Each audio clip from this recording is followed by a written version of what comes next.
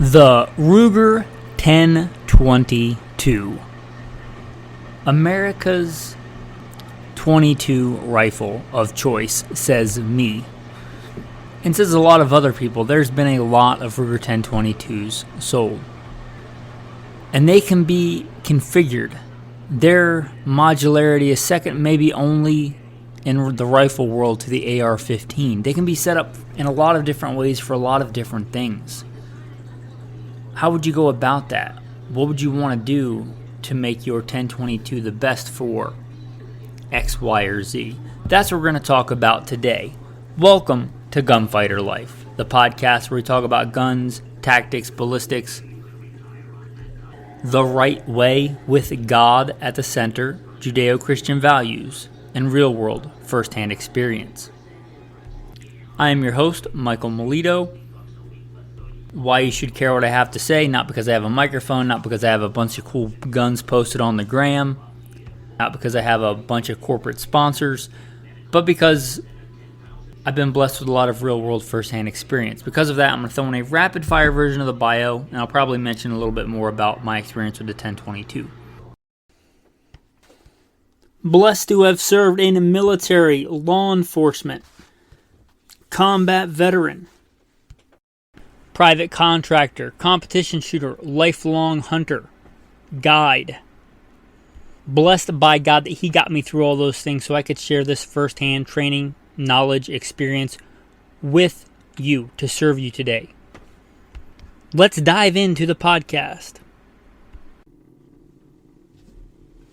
Now, if we're talking about how to make the Ruger 1022 the best for X, Y, or Z, we should probably start by talking about what it's good at just basically right out of the box. And there's a lot of different models now, but I'm talking about just your basic Ruger 1022.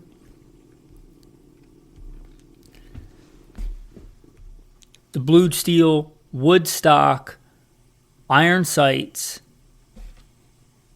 16-inch barrel, flush fit 10-round magazine. Right, your basic Ruger 1022. What is that good for? Well, that's one of the reasons that it has become so prolific and so widespread across the American shooting landscape. It is so good at so many things. It is a good, just general purpose 22 trainer. It is a very good small game hunting rifle. Can you make it better? Arguably, depending on what you want to do. But, if you're just walking around shooting jackrabbits and you might shoot one on the run at 10 yards and you might shoot one standing still just before it goes over the ridge, or I guess sitting still is more likely for rabbits, at 75 yards, that Ruger 1022 with the sights it came with, it's good. It's a good all-around rifle if you just want to learn the basics of marksmanship. Now, those open leaf sights aren't my favorite. I prefer a peep sight, but those open leaf sights for learning are great. And they're a great trainer because many other rifles share those sights, like the older Remington 700s, Winchester Model 70s, the AK-47, right? That open leaf sight design. Mosin Nagants, right? Many rifles share that basic shooting design.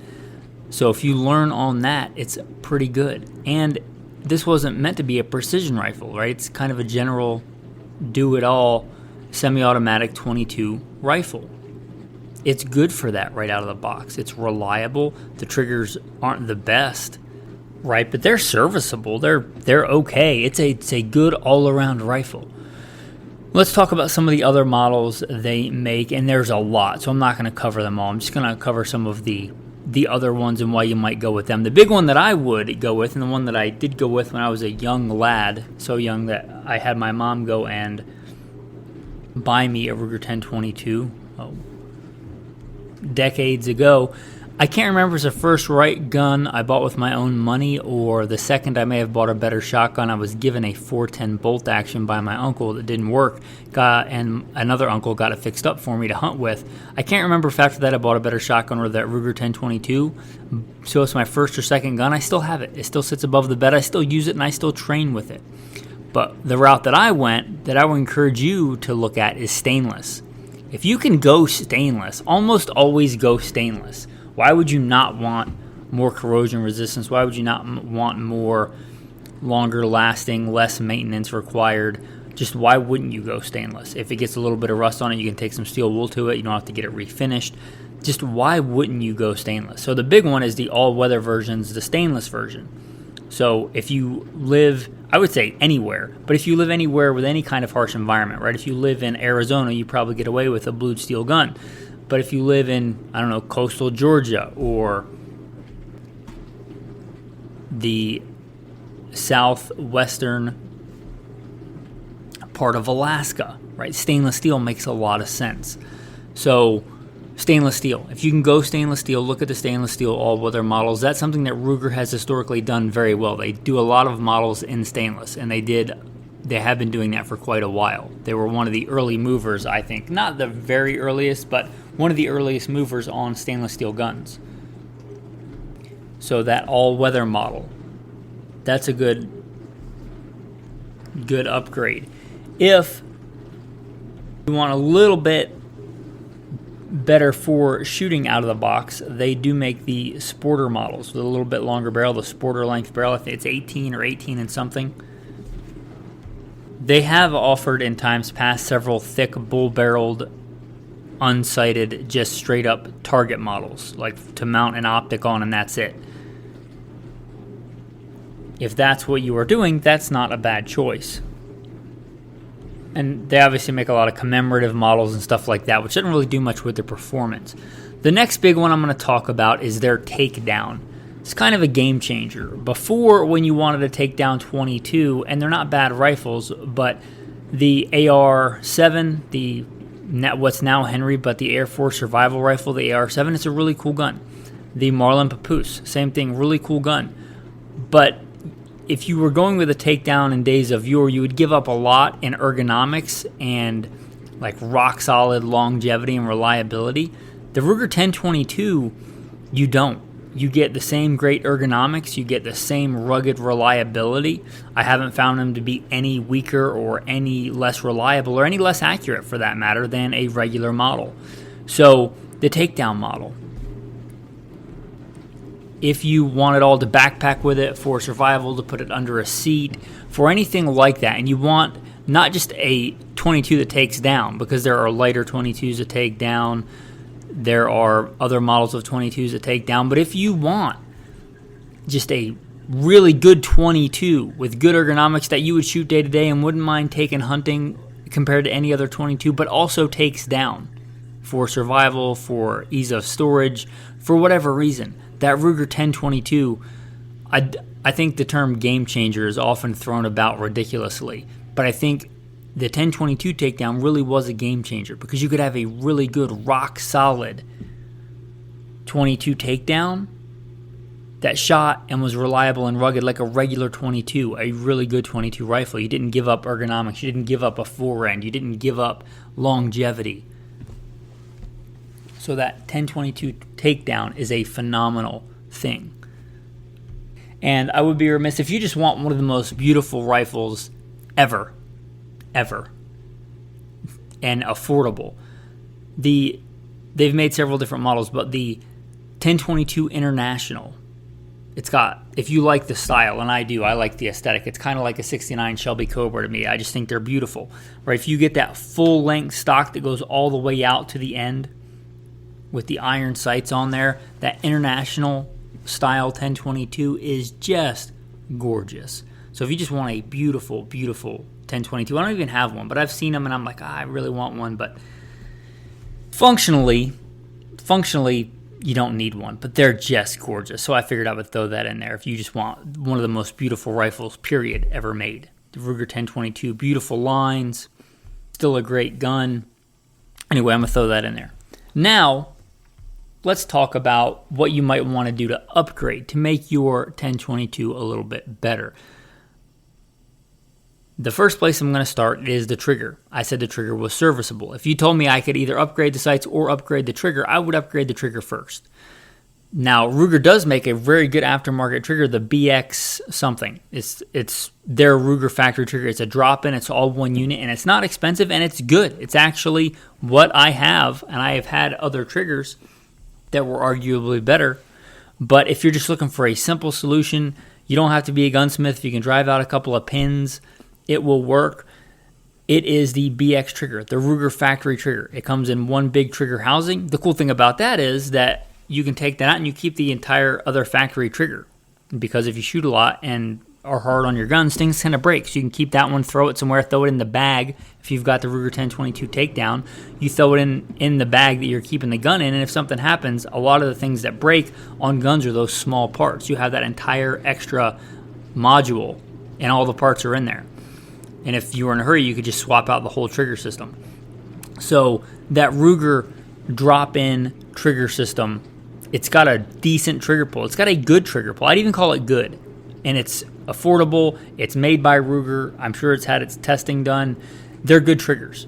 The other one I'm going to recommend is the Volquartsen trigger kit. You can get those. Now, you had better be a halfway competent gunsmith to be messing with that. But if you are, it's a good trigger. It's not bad. Volquartsen, if you don't know about them, they're kind of the creme de la creme in the 22 world of like high-end competition and precision 22 stuff. Volquartsen, they make a trigger kit that is very good. It's a delicious trigger. So if you're looking, you could also go that route. And there are many more, but those are the ones I have the most experience with. So you might look at those. And if any of the other big manufacturers I don't have experience with make a trigger for the 10/22, like, say, Timney or things like that, I'm sure they work just fine. But the ones I have the most experience with are the Ruger factory trigger and the Volquartsen. Probably much more experience with the Volquartsen. Now, going to the next thing, sights. Those factory sights are decent, usable sights. And if you just want backup sights, which I encourage you to do if it's for any kind of serious use, I like backup sights. So those are good backup sights. If you just want a backup sight, the rear one folds out of the way, the front one's pretty rugged, right there. They're a good usable sight. So if you just want backup sights, I would just leave them. If you want a better sight, there are a couple of options. The number one option I'm going to give you are the tech sights. They are very good if you conceptualize in your brain like a good military peep sight, like you would get on an M16, like you would have had on an M1 Garand. They're not quite as complex as an M1 Garand or an M14 sight, but they are very, very good, adjustable, usable peep sights with a very long sight radius. It hangs the rear sight all the way on the back of the gun, and of course your front sight's way out towards the other end of your gun. Long sight radius is good for sighting in for precision. If you want to become a master iron-sighted rifleman and you want a trainer, I would really recommend those tech sights. You also may look at Skinner sights. You also may look at some other sights like the Williams. The Williams actually what I have on my oldest 10/22, the one I was telling you about. They're good sights. They're not as rugged, but that's like not my go-to survival 22. So they're fine for that. They're a good sight. They're not nearly as rugged, I think, as a tech sight. If you told me I was going to take one with tech sights and one with the Williams sights and drop them on the ground 10 times, I would be more confident that the tech sights would not break and hold true to zero. But they're good sights, the Williams peep sights. They're not bad either. I've got experience with both the tech sights and the Williams peep sights. They're both superb. They're both good. And if you want to become a really good rifleman, then you should look into those. Now, Skinner or XS, if they make sights for them, I don't have specific experience with them in the 10/22, but they make good sights. If you're going that route with the peep sights, you might look at a good military sling or Rhodesian style sling, or just one of the old web slings or the military leather slings if you want to learn how to shoot with a hasty sling and a loop sling or a Rhodesian sling. You may really look at those options if you want, again, to become like a master iron-sighted rifleman. Now let's talk about optics. And this is going to be controversial, because everybody now wants this giant glass, like some bulbous abomination bobbing on the top of their gun. I differ from that opinion. I do not. I want a sleek, svelte, handy, big enough optic to get the job done. I'm a real big fan of a fixed 4X. I would be a fan of a fixed 2.5X if I could really find a decent one. But the fixed 4X for a 22 especially for a hunting 22, is phenomenal. If you're talking about a tactical trainer, then go with something more akin to what's on your fighting rifle, and that's going to be case specific. But an LPVO 1-4 is also phenomenal on a 22. But the thing about a fixed 4 is a fixed 4 has less moving parts. Fixed 4s are simple. If you don't know what else to do, I would just look at a fixed 4.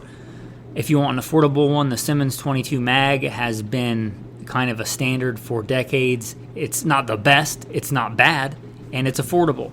A fixed 4X with some good mounts, don't skimp on the mounts, is a phenomenal choice for an all-around 22, because a 22 Hunter is not like a tactical door-kicking machine, right? You probably don't have, if you're hunting small game and things, you're probably not going to have a target at 0 yards at muzzle distance. You're probably going to be somewhere between 5 yards. And the max practical range for hunting living things, aside from a specialty prairie dog type rifle, which we might get to later, you're talking 200 yards. And a 4X is plenty for that. So a fixed 4X is a good all-around. Again, if you don't know what else, if you're just like, I want a scope on the 22, a fixed 4X is a fine option. Now, there's nothing wrong with a 2-7, and there's nothing wrong with a 3-9, but you're trying to get bigger and more than you need. And we have this thing in America, bigger is always better, more is always better, supersize it, double quarter pounder with Cheez-It. You don't always need more. A fixed 4X is a fine scope, and it's a fine scope on a go-to general purpose 22 and hunting 22. Says me. You may disagree. If you just have an extra 3-9 laying around or something, I'm not going to fault you for it if you want to put it on there. And again, that LPVO is not a bad option. Don't go with some giant obese monstrosity that's 30 millimeters or 34 millimeters. Try and find a 1-inch simple LPVO if that's the way you're going, for a good general purpose hunting scope 22. And a simple 1-inch or 1 1/4, 1.5 inch simple sling 2-point will work fine. One of the things I don't like about the 1022 is that a lot of times they don't come with sling swivel studs in them. That's kind of a pain. You know, for such a great rifle, you think it would just have holes for a sling swivel stud. You know, it's not hard to drill holes in them and put sling swivel studs in there and put sling swivels in there, but come on, it's a practical rifle meant to be used. It probably should come with sling swivel studs. Now, the stocks, there's nothing wrong with a factory Ruger 1022 stock. If you want something nicer like a Boyd stock, then cool. If you want something with a pistol grip because you are, again, going for a tactical trainer, then by all means do that. But the Ruger 1022 stock, either wood or synthetic, they're not bad. Boyd's, if you want a laminate stock, if you want like a really grippery, impervious to the elements, Hogue overmolded rubber stocks are good. There's a lot of good stocks. There's a lot of aftermarket stuff for the Ruger 1022.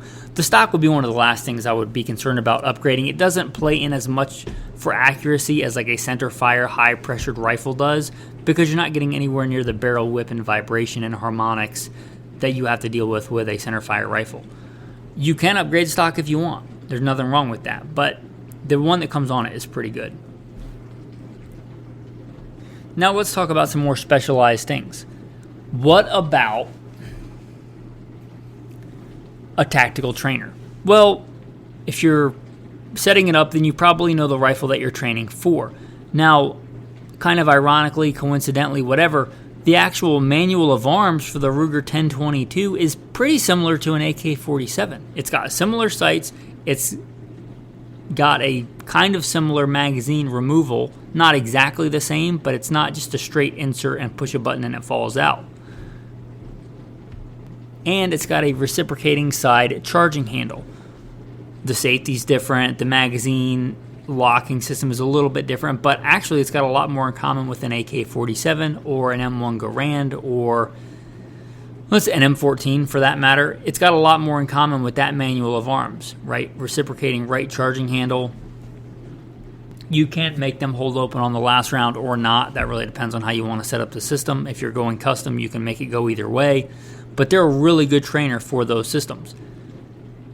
If you want it like an AR, you can kind of get there. You can put a pistol grip on it. You can put good peep sights on it. But you're still not going to have a charging handle. You're going to have reciprocating you're going to have that side charging handle instead of the rear charging handle like on an AR-15. But you can get similar sights and similar ergonomics, collapsing stock if you want, pistol grip if you want. You can kind of make it look like an AR, but functionally it's a lot more honestly like an AK. But you can still get a lot of your marksmanship training in, right? If you're learning or doing up drills or target transitions, right, really doesn't matter. Now, if you're working on your speed reloads, you probably want to do that on your full-size gun. Just do it dry fire. But you can get a lot of the way there. And you're going to know what rifle platform tactically you want to most make that analogous to. So you do your research on that. But for tactical trainer, the ergonomics, things like pistol grip, actually, if you're running a factory mil-spec AR trigger, which are pretty bad, you can just run the factory Ruger 1022 trigger, and that's also pretty bad and pretty gritty and a lot of the same foibles in that. So you might just run both of those factory triggers. But you get the idea, right? If you like a 2-stage 3.5 pound in your AR, then run a 2-stage, if you can find one, 3.5 pound in your 1022. Make it similar, right? I like a single stage flat. If you can find a single stage flat for that Ruger 1022, then go for it. What about if you want to go varminting, which is one of my favorite things to do? Prairie dogs, whistle pigs, ground squirrels, marmots, I'll kill them all. And I don't apologize for it. They carry the Black Plague. They can destroy all kinds of environments. And farmers' fields, I used to get issued damage stamps. And it seemed like literally the prairie dogs would come in waves. And they would just, in these farmers' fields, these alfalfa crops, they would just balls and waves of them. You could literally shoot them as fast as you could jam mags. And you'd have one guy jamming mags and one guy shooting, and they were just, I don't know how many, just crazy amounts of prairie dogs. They just overwhelm the landscape because they have an artificial environment with all this seed that's put out to feed other things, and they take it. So if you're looking for a specialty weapon for that, you're probably going to want a longer, thicker barrel. Not necessary, but a longer, thicker barrel because you're going to have higher rates of fire. And because that barrel is thicker and has more mass, it's going to heat up more slowly and cool down more slowly, which means that your point of impact shift is going to be less. That's why bull barrels are a thing. So you might look at a longer, heavier bull barrel. That's one of the cool things about the 1022. You can swap out the barrel fairly easily. 2 screws in the front, and then you put the new barrel in and you put the apparatus back on, that locking block or whatever they call it. It's real simple. So you can change out the barrels fairly simply if you want a bigger, heavier bull barrel. For that now, there's nothing wrong with the fixed 4, but for varmint hunting specifically, like long range prairie dogs, marmots, things like that, you might want to go with a little bit higher power anyway scope. A 2 to 7, a 3 to 9, something to 10, 2 to 10, 3 to 10, 4 to 12. That's fine because for that kind of hunting, you generally aren't walking a lot. So it doesn't really matter. You might put a bipod on it or sand. I usually just use the sandbags or some kind of bag rest.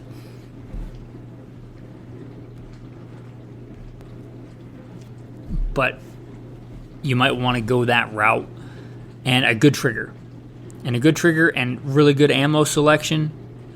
Don't overlook the ammo selection. I've done other episodes on 22 long rifle you can look up. But ammo selection is important for pretty much anything, but especially for this, for varmint hunting, make sure you get the right ammo. A good standby for that is your Ruger 1022 and CCI Mini Mag. The 30-something grain hollow points go together like peanut butter and jelly. So if you don't know what else and you're going varmint hunting, look at the CCI Mini Mags. They're a good balance of dependable, accurate, and affordable and available. So the CCI Mini Mags, I'm not sponsored by CCI, they're kind of the standard, right? So again, they go with a 1022 like peanut butter and jelly. But there's a lot of other good ammo, but if you're just looking for something for varmint hunting, that would be the one, and you have a decent setup for varmint hunting. Now, let's talk about the ultimate survival 1022. Now, that really depends on you. A lot of people think the 22 is their go-to, most apocalyptic loadout ever. It's super lightweight. The ammo's super light. It'll kill a elephant I'll take down any pachyderm with a 22 long rifle with a well-placed shot, and it's the most deadly round because it tumbles and spins and turns into a blender inside a person. Or there's all these kind of myths around the 22. The 22 is good and capable and certainly is deadly, and certainly a lot of people have been killed with a 22 long rifle. It's not great for it. You could haul lumber with a Prius. You can get it done. That doesn't make it a great vehicle for hauling lumber. Do it a little bit at a time. You can get the job done. The 1022 is a good survival choice, though. It is a great small game hunting tool, and it is capable for defense. It's not great for it. It's a deadly round. So a lot of people do choose it for survival. Here's when I would. If you give me no caveats, I'm not picking a 22. I know a lot of people get mad at that. I'd pick something else, which I've covered in other episodes.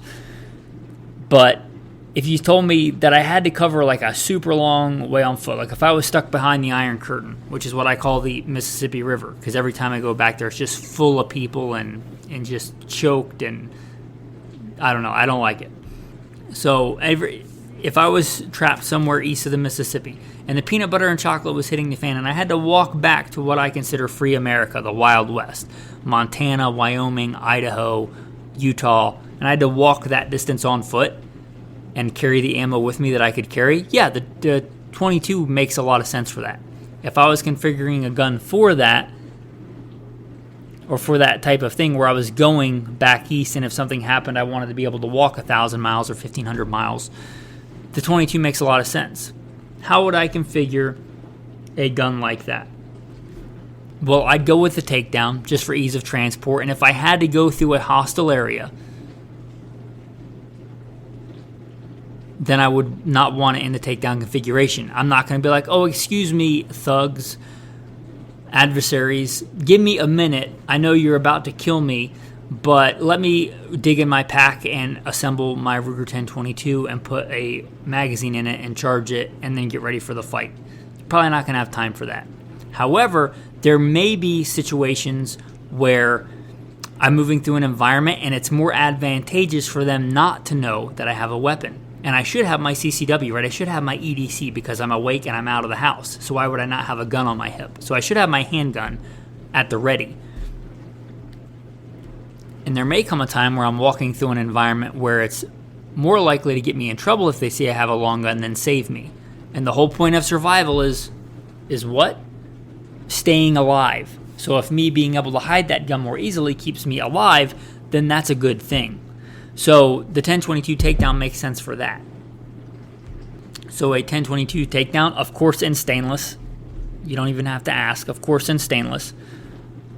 I would want a threaded barrel on the front, not for some super cool secret can, for just a flash hider, and not even to hide flash, because I'm hard on stuff and I beat stuff around, and I want it to protect the muzzle, because the crown of the rifling, the muzzle, is very important for accuracy. So I'd want to protect that crown. So I'd want to thread a barrel on it for that. I would want a decent trigger. The BX trigger would be fine, or the Volquartsen trigger system. I'd want the ammo that gun shot well, CCI mini mags or a Gila Super Extra or something. I would configure it with backup iron sights, because I think on any kind of serious weapon you should have backup iron sights, and I would have a red dot on it. Because if it is for defense or for fast small game, a red dot is fine. And it takes batteries, I know, but again, it's got backup iron. So when the batteries are dead, I just take it off and throw it away. It's fine. While I have it, I have it. So a good, like, pistol size, lightweight, because the whole purpose of this is to be lightweight. So I don't want some giant abomination of a scope on the top. And I especially don't want a big scope on there if I'm trying to use it for defense. So a red dot sight, like a pistol sized red dot sight that's easy to take off, that I can take off without some kind of specialty hex head wrench or something, where I can just take it off and throw it away when I'm done with it. But while I have it, I have it. And good iron sights, keep it light, keep it simple, couple of spare mags. That's a pretty good setup for, in my opinion, an all-around survival 1022.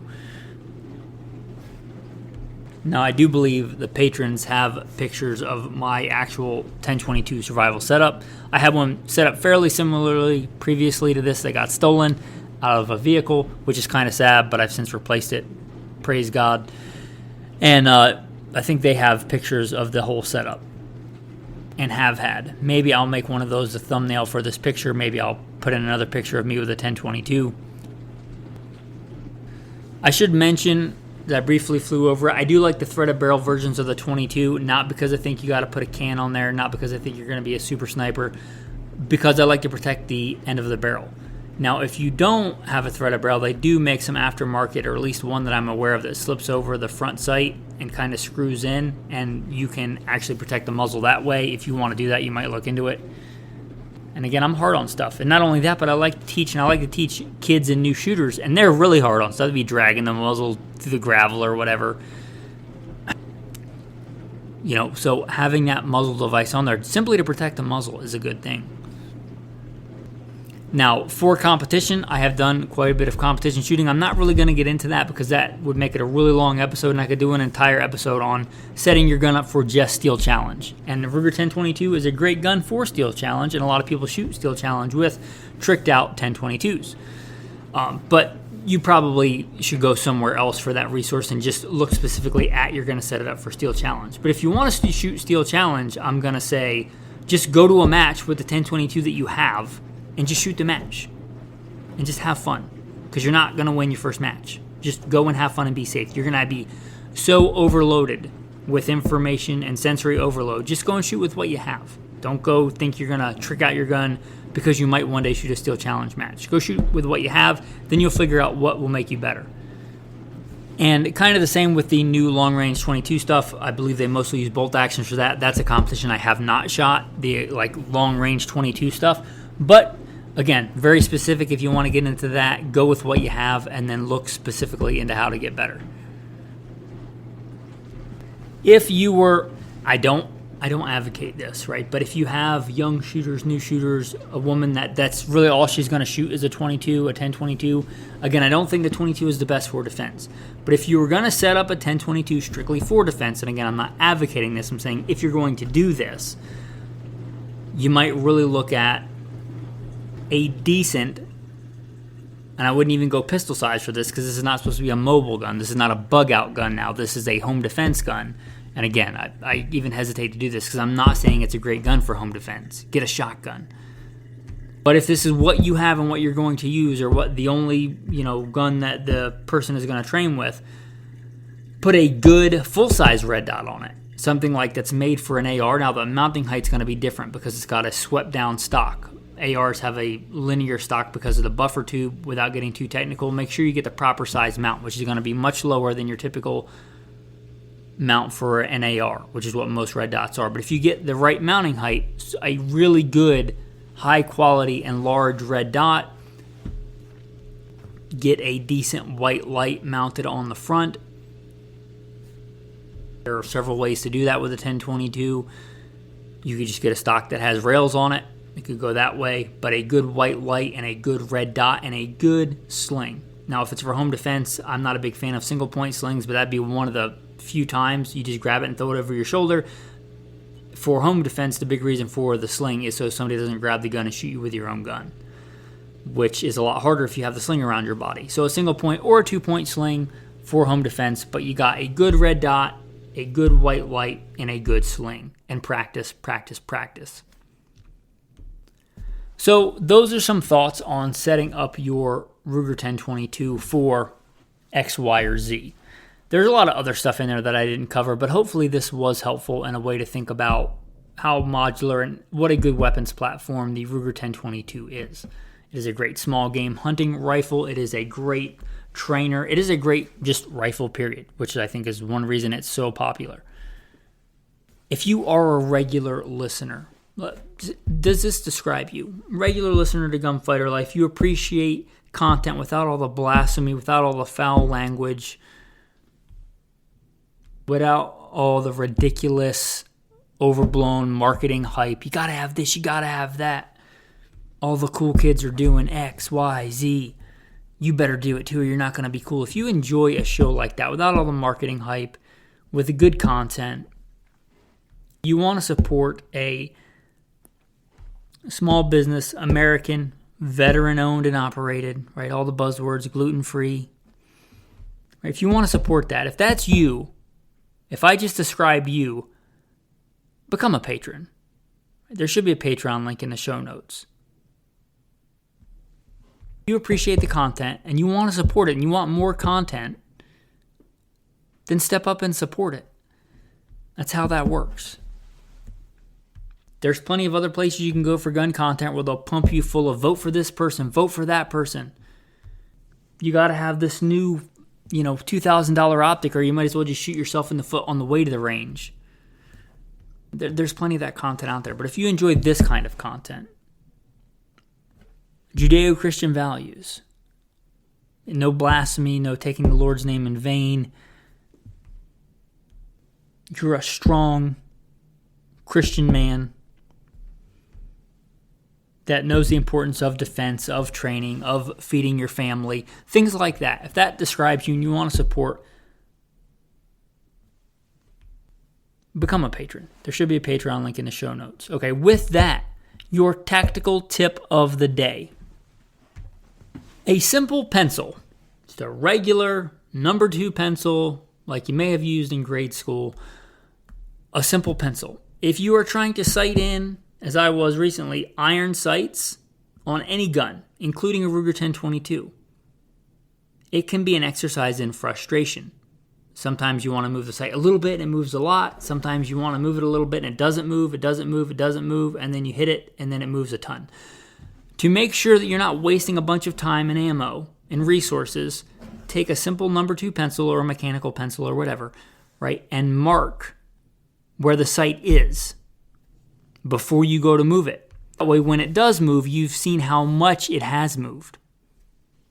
And if you move it, let's say 1 millimeter, and it moves your point of impact on the target 3 inches, and you need to go 6 inches, that gives you a pretty good reference point for how much more that sight needs to move. Trust me, it can save you a lot of frustration. Instead of just guessing and being out there for a long period of time and wasting a bunch of ammo and getting frustrated because you moved it, and you moved it too far, and now you got to move it back, and it's still not right. And then where was it when you started? Right, just a simple pencil can save you a lot of frustration. And then you can erase those marks, and when you get everything set, you can mark your sights with the proper dope, and then if they do get hit or do move, then you'll know. You'll have a visual indicator of that, a simple pencil. You can also use that pencil if you have like one of the synthetic black stocks or whatever to write your dope, data obtained during previous engagements. You can write your rifle settings and dope on the stock, like 0 to 50 yards with CCI mini mags. However many inches low at 100 yards. However many inches low at 200 yards with CCI mini mags. You can just write that on the stock. And it's semi-permanent, right? Unless you actually erase it. It'll stay on there for a while. If you switch ammo or whatever, switch sighting systems, you can just erase it and write it on there again. A simple pencil. That's your tactical tip of the day. Whoever commits sin is a slave of sin, and a slave does not abide in the house forever, but a son abides forever. Therefore, if the Son makes you free, you shall be free indeed. Thanks for listening, and have a blessed day.